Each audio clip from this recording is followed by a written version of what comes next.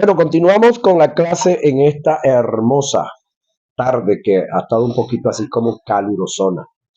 Vamos a la clase número 2 de lo que es la crianza de los hijos. Decíamos, finalizando la hora pasada, la mejor enseñanza que se le da a un niño es la que respaldamos con el ejemplo. Los niños aprenden lecciones según el ambiente en que viven y se desarrollan. Los hijos hacen lo que ven hacer a sus padres. En su inocencia lo consideran correcto. Evite todo tipo de riña, gritería, maledicencia o maltratos físicos en el hogar, ya que esto lo asimilarán ellos en su niñez, asumiendo un patrón de conducta. Quítese la idea que lo negativo que hay en nuestros hijos es por herencia genética de su antepasado. Tal cosa como decir que en nuestros hijos hay maldiciones ancestrales y de allí emanan su mala conducta. Escuchamos eso, ¿verdad? Creo que eso lo aclaramos aquí cuando vimos conflicto entre dos reyes.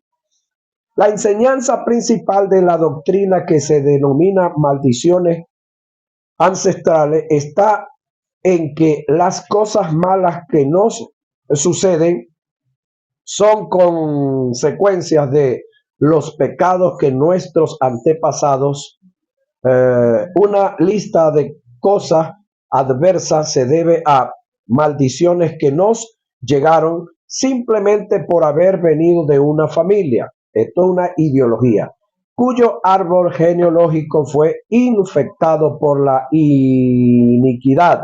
Según esta enseñanza, el árbol familiar de cualquier persona puede ser maldecido por el pecado de uno de sus miembros. Es decir, alguien en un árbol familiar comienza la maldición por medio de la desobediencia. La clave principal de esta doctrina se encuentra centrada en la palabra iniquidad. Según ellos, este término es una referencia a pecados graves y enraizados que atan a las personas aún después de convertirse. Estas iniquidades son identificadas como ataduras heredadas de los antepasados. Lo que más me llama la atención es que los cristianos, después de ser convertidos, y lavados por la sangre de Cristo, son expuestos a dichas maldiciones y que para salir de ellas les es necesario pasar por una sección para renunciar a dichas iniquidades. El principal método de limpieza en contra de las maldiciones generacionales es la de descubrir y quebrantar por medio de la repetición de oraciones. Es en segundo lugar, para que la diagnosis sea descubierta, se debe acudir única y exclusivamente a alguien que tenga un ministerio de liberación. Son los únicos, según ellos, que te pueden evaluar. Nadie más lo puede hacer, ya que esto es como una especie de especialidad. En tercer lugar, en tercer lugar, es necesario que las personas que van a ser tratadas deban tener un antecedente de iniquidad cometidas por sus ancestros. Mi pregunta sería, ¿qué pasaría si la persona fue adoptada y no conoce su familia natural o los hijos de inseminación artificial? Pregunto yo por aquí también. ¿Vivirá todo el tiempo con esas maldiciones? Otro de los graves errores de esta doctrina y de los que la enseñan es que los pasajes que utilizan son totalmente tergiversados y sacados del contexto. Por ejemplo, Éxodo 25 y 34:7. Éxodo 25 dice, no te inclinarás a ella ni las honrarás, porque yo soy Jehová tu Dios fuerte y celoso, que visito la maldad de los padres sobre los hijos hasta la tercera y cuarta, tercera y cuarta generación, sí, de los que me aborrecen. Éxodo 34:7, que visita la iniquidad de los padres sobre los hijos y sobre los hijos de los hijos hasta la tercera y cuarta generación. Lo primero que debemos tener claro es que el término en hebreo que se utilizó en Éxodo 25 para referirse a la maldad es el mismo que se usó en Éxodo 34:7 para hacer referencia a la iniquidad. Vamos acá. Lo segundo es que visitar la maldad o la iniquidad significa que el pecado sería transferido de generación en generación a los que aborrecen a Dios. Óigame, a los que aborrecen a Dios, no a los que aman a Dios. Es decir, de los que continuaban apartados de Dios. Cuando alguien se renuncia al pecado o iniquidad al no lograr los pasos de su antepasado, entonces la bendición de Dios está disponible hasta 1000 generaciones. Éxodo 26. Según lo que hemos analizado, dicha iniquidad es un problema de conducta que se aprende y no es algo genético que se hereda. La conducta externa de los padres tiene influencia sobre los hijos, sin duda. El ejemplo bueno o malo de los padres afecta a los hijos, pero está muy lejos de decir que los pecados e iniquidades son heredados o traspasados por una vía genética o reproductiva. Lo que sí es transferible desde el punto de vista genético son las enfermedades, lo cual ha sido demostrado por la ciencia, pero esa es una maldición que se quebrantó en la cruz por causa del pacto de sangre. Yo no soy heredero de mamá y papá, yo soy heredero de Dios y coheredero en Cristo Jesús. Y la sanidad es una herencia de la cual puedo disfrutar. Según el profeta Isaías, ya Dios en Cristo mediante el Espíritu Santo se llevó mis iniquidades. Por su conocimiento justificará mi siervo justo a muchos y llevará las iniquidades de ellos. Isaías 53:11, señoras y señores.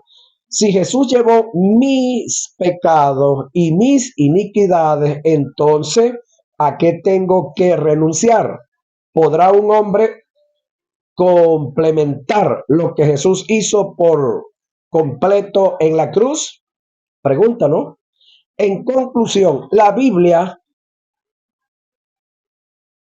y muy específicamente en todo el Nuevo Testamento, no nos ofrece, oiga, indicativo alguno, ni por ejemplo, ni por orden, ni por advertencia, por implicación de que los cristianos nacidos de nuevo han estado atados o estarán alguna vez bajo el pecado de alguna maldición. Por lo tanto, se debe rechazar tal idea y doctrina y considerarla como falsa. Los apóstoles que fueron seguidores de la doctrina de Cristo estuvieron en sus enseñanzas en total contraste con dicha doctrina. Pablo en Colosenses dice, vamos a ver qué dice Pablo, o el Espíritu Santo a través de Pablo. Oiga, con gozo, dando gracias al Padre que nos hizo aptos para participar de la herencia de los santos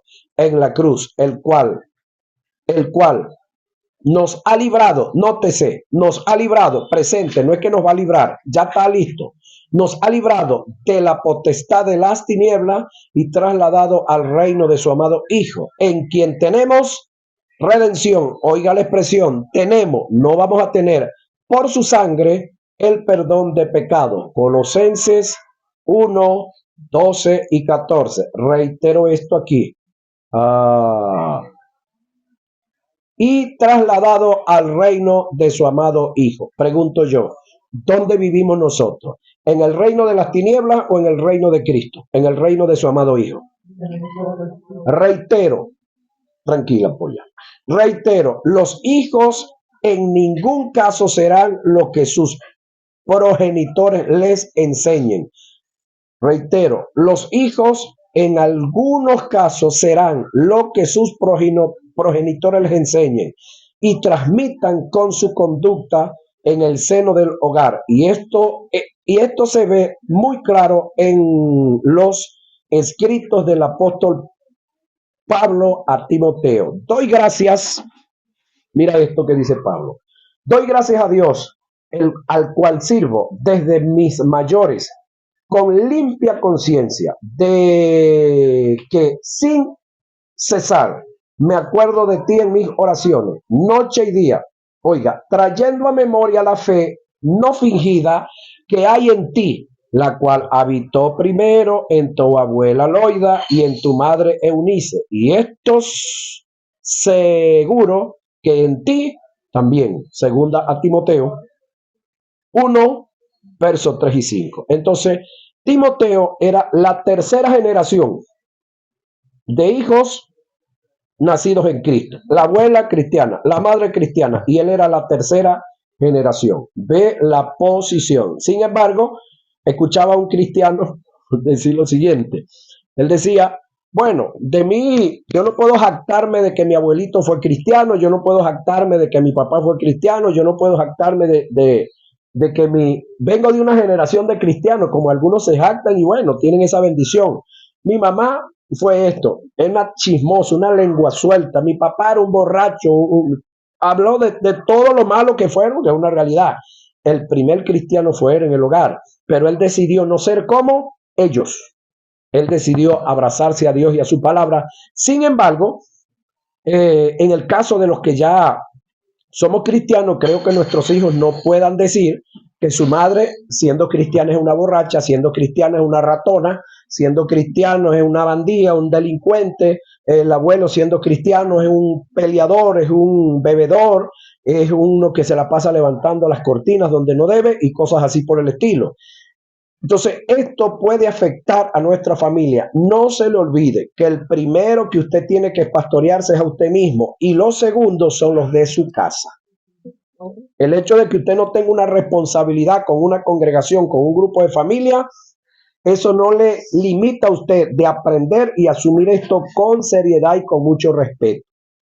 Respeta la dignidad de tus hijos. Escucha padre, escucha tío, escucha el que está criando, bien sea a alguien que se lo dejaron por ahí, que no es ni siquiera familia de él. El conducir a un niño con dignidad tiene que ver con los derechos que ellos tienen, que se deben respetar, y los derechos que tenemos para con ellos, que lo debemos ejecutar. Jesús respetó, la dignidad de los niños cuando le dijo a sus discípulos, dejad que los niños vengan a mí y no se lo impidáis, porque de los tales es el reino de los cielos. Lucas 18, 16. Recuérdese que por aquí vamos a ver algo que estaba pasando con los discípulos. Y le presentaban niños para que los tocase, y los discípulos reprendían a los que los presentaban. Viendo Jesús, se indignó y le dijo, dejad a los niños venir a mí y no se lo impidáis, porque de los tales es el reino de los cielos. Es decir, los discípulos de Jesús no es que eran tan espirituales, ¿oye? Ahora, ¿era un derecho de ellos venir? Sí. ¿Qué hizo Jesús? Defendió el derecho de esos niños. Factores determinantes a cumplir para respetar la dignidad de un niño. Por ningún motivo abandones a tus hijos. Principal factor. Hay una gran diferencia en los niños que abandonan a sus padres de aquellos que han sido abandonados por sus padres. Los primeros son conllevados a dicha acción por causa de maltrato y la violencia doméstica. Pero en el segundo caso, el niño en su mayoría es inocente de dicho abandono. Tertuliano describe una gran verdad en su apología que tiene mucho peso cuando expresó: es ciertamente más cruel el abandonar a un niño y dejarlo a merced del frío, la desnudez, el hambre y de los perros que matarlos antes de nacer, porque el abandonarlo es como dejarlo muerto en vida. De niños abandonados es de donde proceden los antisociales, llamados vulgarmente delincuentes, no entendiendo que más delincuente y antisocial es aquel que lo abandonó.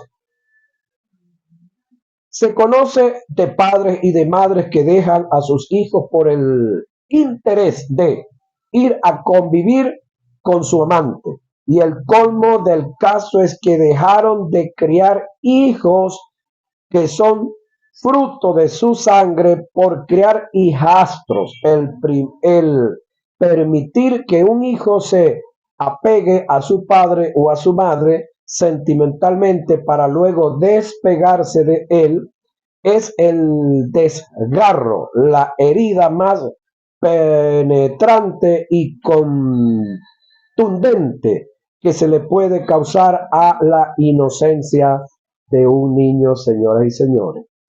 Ahora, no le produzca ningún tipo de humillación a tus hijos cuando sean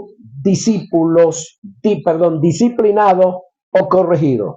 Nunca devalúes su autoridad. El devaluar el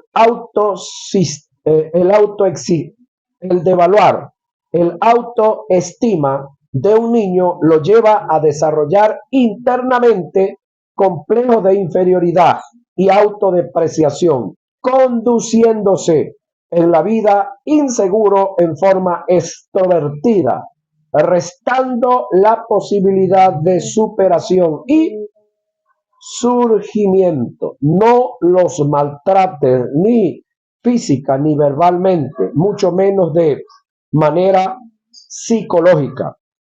Cuando se cae en el maltrato físico, verbal o psicológico, no respetando la dignidad del niño, se trae como resultado la pérdida del respeto y por consiguiente la formación de temores,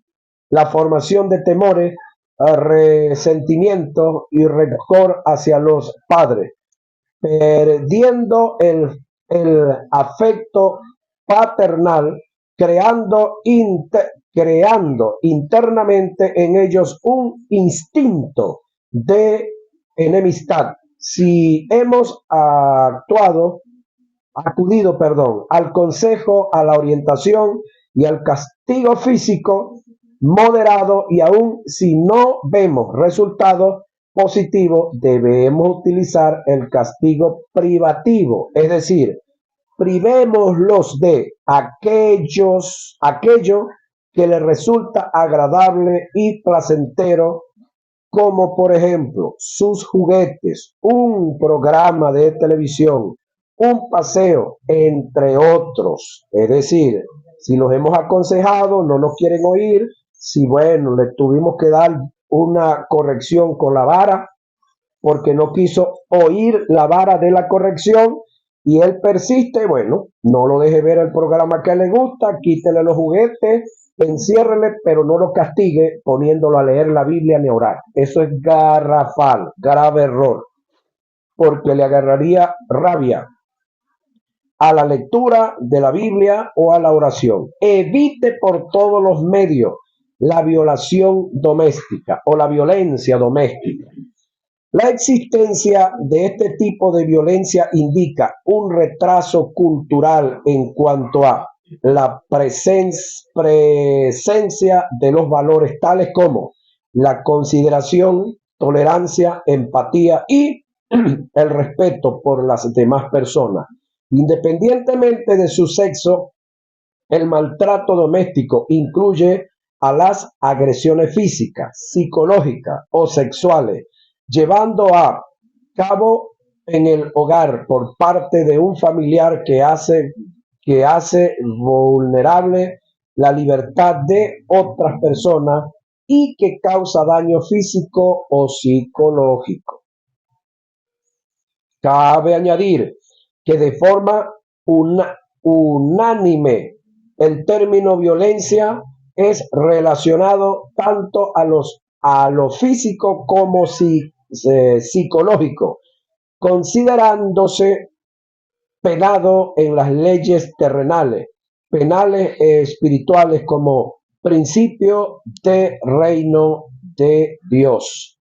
La violencia psicológica, conocida también como violencia emocional, es una forma de maltrato, por lo que se encuentra en una de las categorías dentro de la violencia doméstica. La intención que trae consigo la violencia psicológica es humillar, hacer sentir mal e insegura a una persona, determinando su propio valor difiere del maltrato físico, ya que este es sutil y es mucho más difícil de percibirlo o de detectarlo. Se manifiesta a través de palabras hirientes, descalificaciones, humillaciones, gritos e insultos. Este trastorno puede tener base en la infancia en la persona cuando se lleva a cabo la falta de atención por parte de los padres o familiares y la violencia intrafamiliar. La violencia familiar incluye toda violencia ejercida por uno o varios miembros de la familia contra otro u otros miembros de la familia. La violencia contra la infancia, la violencia contra la mujer y la violencia contra las personas dependientes y los ancianos con las violencias más son las violencias más frecuentes en el ámbito de la familia. En su mayoría, siempre se ejerce por el más fuerte físico o económicamente dentro de la familia, causando temores e inseguridad, sintiéndose el agredido intimidado, en lo cual en el ámbito emocional impiden a la víctima a defenderse entrando en un silencio, soportando todo maltrato, entrando en el terreno del masoquismo involuntario, con unos deseos internos de manifestar su defensa. Este estado en el que la víctima cae es totalmente peligroso por razones que a continuación voy a presentar. Es tanto el nivel de impotencia, que la víctima siente por causa del maltrato interno y exagerado que en algunos casos caen en el terreno del suicidio, es decir, los maltratados se suicidan, se matan ellos para el para para de alguna forma librarse del asunto. Otros terminan yéndose con cualquiera para cualquier lado y otros terminan también suicidando o matando al agresor. Me enteré de un caso de un individuo de aquí de un estado que son muy altivos y muy impulsivos. Me imagino que usted ya se sabe quiénes son. El tipo llegaba e insultaba al chino en el negocio, le decía pero de esto, de lo otro, insultaba al chino como le daba la gana. Resulta que un día el chico llegó y le dice al chino, mira chinito, yo quiero que me perdones, yo te he ofendido, yo te he echado mucha broma, yo he estado haciendo esto, aquello y lo otro. Entonces resulta que le dice, bueno, chino, perdóname chino. Entonces le dice el chino, bueno, yo también quiero que me perdone porque yo cada vez que tú me hacías eso, cuando me pedías el café, antes de darte el café, yo me orinaba dentro del jarro del café, ¿oíste? Entonces, una agresión verbal producía una agresión social. Él lo agredía verbalmente y este lo agredía socialmente, poniéndolo a beber sus orines. Entonces, eso pasa de diferentes maneras, señoras y señores. Agredir a otro, la gente de una u otra manera va a buscar a vengarse. Sí. En otro caso, los victimarios en su impotencia de defensa se revierten en una potencia feroz y agresiva que nace por una natural defensa buscando la forma de defenderse de sus agresores y causando una violencia bilateral, trayendo como resultado en algunos casos el homicidio de algunos de los agresores, producto de la defensa de quien por tiempo se sentía agredido. Es en este caso en relación al maltrato a los hijos donde se producen los casos lamentables de nominados el parricida, es decir, el hijo que mató al papá. Ahora, en el caso de los, infantes, muchos en su mayoría se tiran a la calle en total abandono para de alguna forma buscar una paz, aunque sea ficticia, que el ambiente fuera de su hogar le ofrece en el momento. Nota, nunca olvides como padre que el peor enemigo que puedes tener en tu casa son tus propios hijos cuando presencian la agresión que cometes en contra de su madre o en su defecto son agredidos por ti. Ahora mira esto. ¿Por qué los hijos en naturaleza van a defender más a la madre que al padre?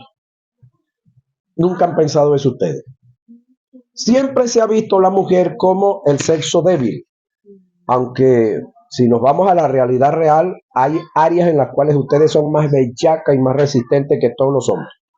Puede que tengan menos fuerza, puede que tengan menos, menos fuerza bruta, pero resistencia tienen más que mucho.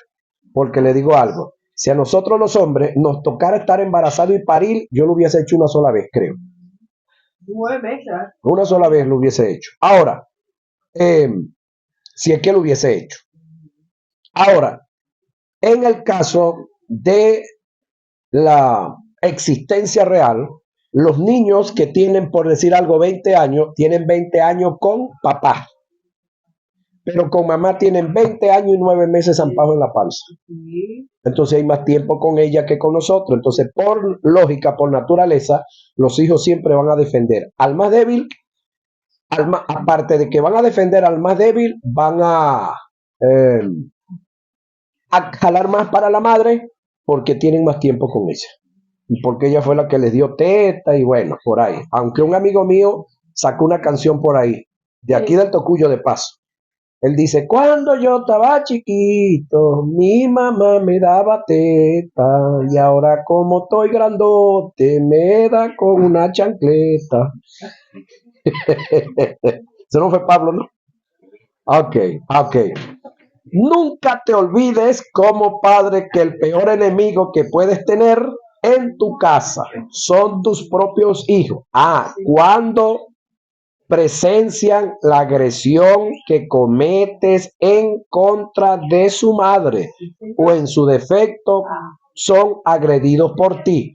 Pero todo lo contrario, cuando te portas chévere con ellos, cuando les das su lugar, cuando los honran, son las fieras más poderosas que tienes para que te defiendan cuando otro venga a echarte broma. Ajá. No los reprendas delante de otras personas, menos delante de sus amigos. Sé inteligente, acuérdate de los viejos de antes, que uno se metía o pasaba por ahí y le echaban una mirada. Ahora hablamos, ay mundo, ya uno sabía lo que venía, pero no lo hacían ahí. Ajá. Ahora, el reprenderlos delante de otros niños, además de humillarlos, se corre el riesgo de ser vejados, si pisoteados por quienes presenciaron el regaño. Nunca los compares con otras personas. Recuerda que ellos son únicos y tienen una personalidad absoluta. El comparar un niño con otro se puede dar la posibilidad de producir celo, competencia y rivalidad entre ellos. Recuerde que los niños son totalmente diferentes entre sí. Cada cual tiene su propia o su propio carácter, personalidad, estado emocional y temperamento. Estas características se amoldan a la etapa infantil en las que el niño se encuentre. El ejemplo más claro del caso lo tenemos registrado en las Sagradas Escrituras, que es el caso de Caín y Abel, Jacob y Esaú.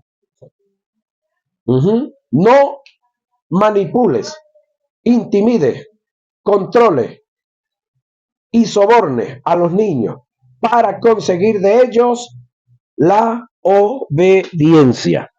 Otra vez, no manipule, intimide, controle o soborne a los niños para conseguir de ellos la obediencia. La manipulación, la intimidación, el control y el soborno son principios satánicos y pervierten la dignidad del niño. A ellos hay que instruirlos en los principios bíblicos, morales y sociales, enseñándoles los valores de la sumisión, sujeción y obediencia para que su propia voluntad se pueda conducir sabiamente en la vida. Manipular es el acto de intervenir de forma poco escrupulosa para obtener beneficios propios, ajenos a la voluntad de otros, aunque no es un término que pertenece a la teología. Desde el punto de vista literal, dicha acción rompe con el principio, formación en la psicopedagogía del niño. Intimidar, el término en griego es turo, se escribe P-T-U-R-O, no, creo que se pronuncia fiuro, que indica aterrar, amedrentar, asustar. Filipenses 1:28. La intimidación es el acto de causar temor sobre una persona con el fin de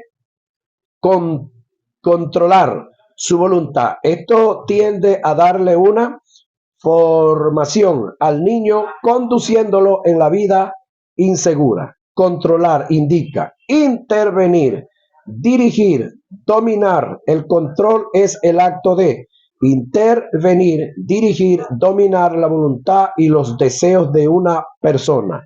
Sobornar es el acto de comprar para conseguir el favor de otro, pasando por alto las leyes o principios establecidos. Esta acción es abominación a Jehová.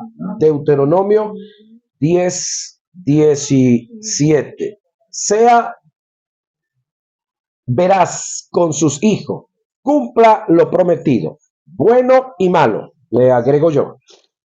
Digo esto porque hay padres que dicen, te voy a dar.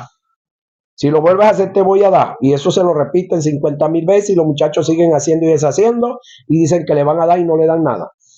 Factores determinantes para que los niños vean en nosotros veracidad. Que lo que cumplamos, bueno o malo, lo demos. A los niños no se les debe mentir ni engañar.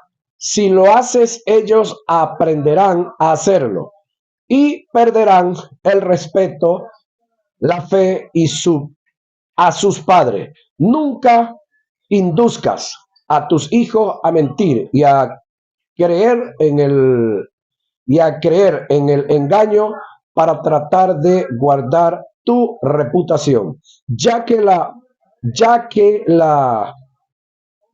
le perderán ante ellos y ellos perderán su reputación. Todo cuanto ofrezcas a tus hijos, dáselo, incluyendo un castigo, un lepe. Mere, mere con pan caliente, dijo otro por ahí. No les cuentes fábulas para ocultar la verdad. ¿Qué son fábulas? La cigüeña, el niño Jesús, los Reyes Magos, Santa Claus. Tengo un amigo que cuando chiquitico, él maldecía a Santa Claus, porque los otros amiguitos que tenían familia de dinero, es decir, le decía, mira, y Santa Claus no te llevó regalo a ti. Y él decía llorando, no, ese viejo gordo maldito no vino por aquí, no me trajo regalo a mí. Estamos hablando de niños inconversos. ¿Por qué razón? Porque los otros le llevaban los regalos, y los padres le compraban los regalos y le decían que ese era Santa Claus, que se los había llevado, y a él no le llevaron porque es que papá y mamá no tenían que comprarle. Entonces, se dan esa mala acción. No abogues por un niño cuando éste es disciplinado o castigado. Vamos aquí, muy importante lo que viene. Cuando abogas por el niño cuando es disciplinado, restas autoridad a quien lo disciplina o castiga. Los padres deben ponerse de acuerdo en la disciplina o castigo del niño, entendiendo que una cosa es la disciplina y otra cosa es el castigo. Disciplina es el conjunto de leyes o reglas que rigen una organización, es decir, la disciplina son normas o reglas establecidas. Disciplina es la doctrina o la instrucción sobre la que se fundamenta una regla. Castigo es la pena impuesta por el delito o falta a la disciplina. Se dice que el castigo se da por la ausencia de la disciplina o el fracaso de ella. Si disciplinamos a nuestros hijos con cordura y diligencia, evitaremos el castigo sobre ellos. Bolívar dijo, el libertador, disciplina y castiga al niño de hoy y no castigarán al hombre del mañana. Simón Bolívar. En un supuesto que uno de los cónyuges disciplina o castiga al niño en forma inadecuada, ambos en forma recíproca deben corregir dicha acción, pero en privado. Nunca lo hagas delante del niño porque se sentirá apoyado a seguir echando varilla. No le muestre falta de autoridad al niño. Oiga lo que viene. Hay 3 factores que son determinantes en el cumplimiento de la autoridad. Entre ellos, que al no cumplir se trae como consecuencia desajustes trágicos en en el mañana. Dichos factores son el sobornar a las autoridades, el rebelarse a las autoridades, el no ejercer autoridad cuando se tiene que ejercer. Escuché el testimonio de un niño de esos tremendos por ahí en algún lado de aquí de Venezuela. Muchachito llegaba a la escuela y se ponía a llorar, y entonces la maestra lo agarraba cargado y se lo ponía aquí en los senos y comenzaba a hacerle cariño y todo eso. Un día no le dice el tripón, ella le pregunta por qué era la lloradera, entonces le dice que era que el papá lo maltrataba en la casa y lo jalaron al papá a la escuela. Entonces él llegó y él estaba claro que no lo estaba haciendo. Entonces se dio cuenta que era que el muchachito gustaba de la maestra porque tenía unos volúmenes bien chéveres. Entonces el muchachito, como él decía llorar y la maestra lo cargaba y se lo ponía aquí, y entonces inventó que era que el papá lo maltrataba. No, él lloraba porque quería que lo cargaran. Entonces llega el papel y le dice, señora maestra, usted no se ha dado cuenta, no. Ese muchacho lo que usted le gusta a él. Y entonces el bandido ese quiere que usted lo tenga cargado. Cuando diga llorar, déjelo llorando ahí a ver si va a seguir otra vez con el bochinche. Dicho y hecho. Muchachos son terribles. Cuando nosotros dejamos de ejercer autoridad sobre nuestros hijos, en el momento que dejemos hacerlo, caemos en un terreno de desautorización que es condenado y será juzgado por Dios. Además de eso, seremos culpables de formar un carácter en ellos de rebeldía y de independencia en contra de Dios y de todo aquello que represente la autoridad, incluyendo a sus padres.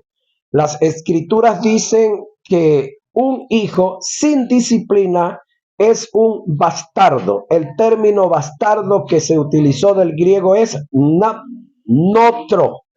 notos, que indica, hijos ilegítimos, nacidos fuera del legítimo matrimonio y que por consiguiente están fuera de la cobertura de su padre, aislados de su corrección o disciplina. Hijo mío, no menosprecie la disciplina del Señor, ni desmayes cuando eres reprendido por él, porque el Señor al que ama disciplina y azota a todo aquel que recibe por hijo.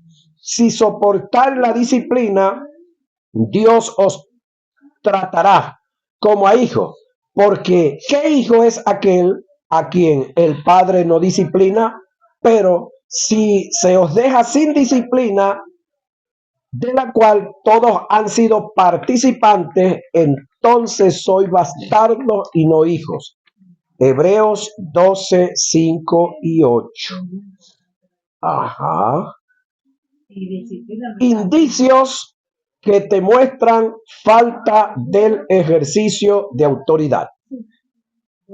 Indicios que te muestran falta del ejercicio de autoridad.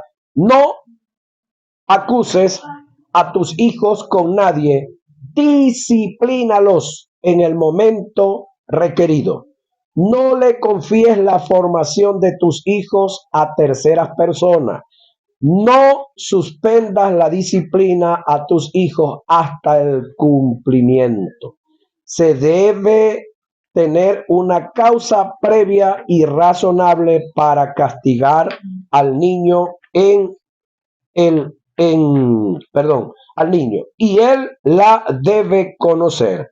Es decir, agarrar y echarle cuero de una vez sin decirle por qué eso es contraproducente. Se le debe decir, él debe estar claro y debe estar convencido, persuadido de que cometió un error, de que la falta va más allá de una reprensión, que la falta va más allá de un consejo, que tiene que haber un castigo por dicha causa. Si yo lo castigo y no le digo la causa por qué, él va a terminar incomodándose y va a creer que lo que yo estoy haciendo es injusto. Pero si yo le muestro con dichos reales la causa por la cual, lo voy a castigar, él va a saber que el castigo que está recibiendo es justo y es correcto por su mal comportamiento. Ahora, se debe tener una causa